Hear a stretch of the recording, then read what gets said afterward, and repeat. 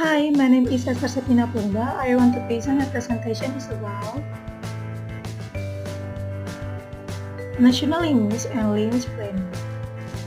National language and language planning, you can see my PowerPoint. National language.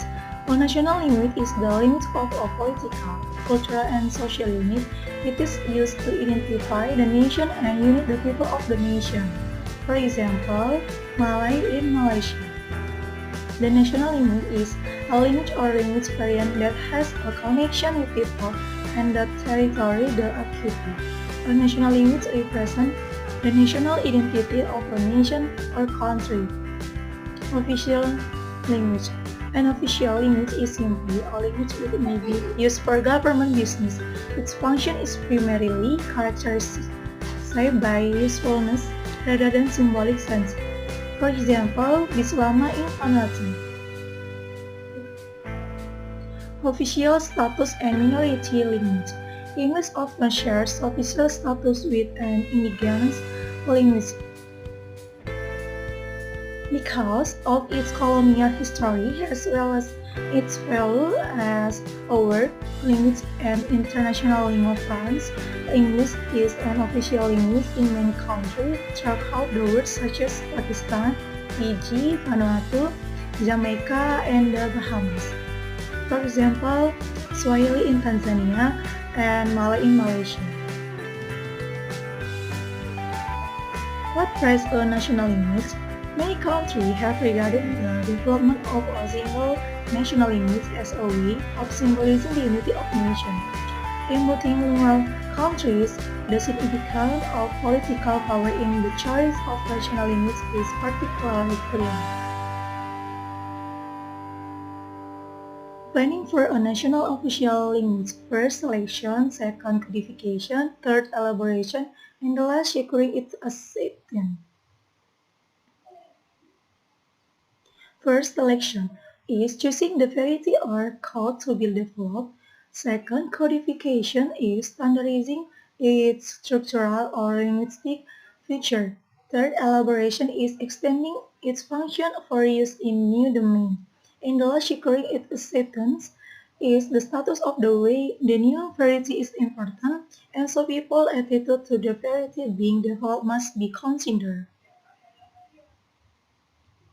Tanzania, first selecting a code, Tanzania faced the dilemma of which language to choose as its official national language. Choosing one language for over 100 indigenous languages would have simply perpetuated this content if not inter-tribal warfare, and choosing English for a newly independent nation seemed inappropriate. The first president of Tanzania, Julius Nyerere, chose Swahili, a language of the language family, which was widely used throughout the country as a lingua franca in many contexts. Second, codifying and elaborating Swahili.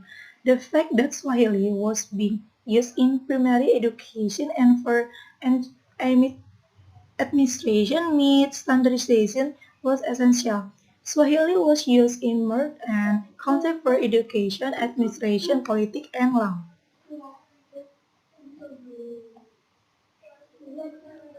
Attitude to Swahili. The lure of Swahili unifying the people of Tanzania toward for independence guaranteed its prestige and positive attitude. The charisma of Nyerere himself carried over to the language he used extensively in his speeches and his political writings.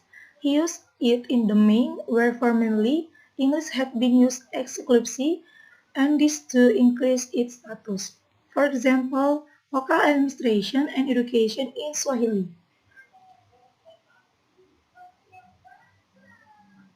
Developing a standard variety in Norway.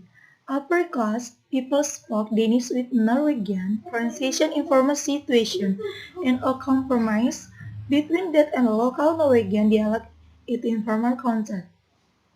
First, selecting a code, choosing a variety for Among the regional region dialect raise problems relating to the form and new function required of standard language. And the last, codification and elaboration, whether they conform to the official language policy or challenge it. They unavoidably give the police credence by implicitly acknowledging its existence. For example, BM is Bob Mal and New Norks are two competing varieties of Norwegian, and Timor-Leste is a multilingual Pacific country with approximately indigenous language. The linguist role in language planning. Language planning is defined most simply as deliberate language change. First, developing vocabulary, third, second, achievement, and the last, acquisition planning. Developing vocabulary. In accessing others on music, they are often faced with the dilemma of this option to recommend. First, a word borrowed from English, an equivalent Maori word which is perhaps not well known or with a slightly different meaning which could be adapted, and the last a word newly created from Maori resort. For example, the Rio in Maori Language Commission. Acceptance. The Maori Language Commission can recommend that certain language forms be adopted by the media and used in schools, just as the Norwegian regularly publishes its list of approved words. For example, Radio Vanuatu is the process of standardization. The next, acquisition planning. Having considered the language world at the micro level of codification, it is useful finally to return to the macro level of planning activity.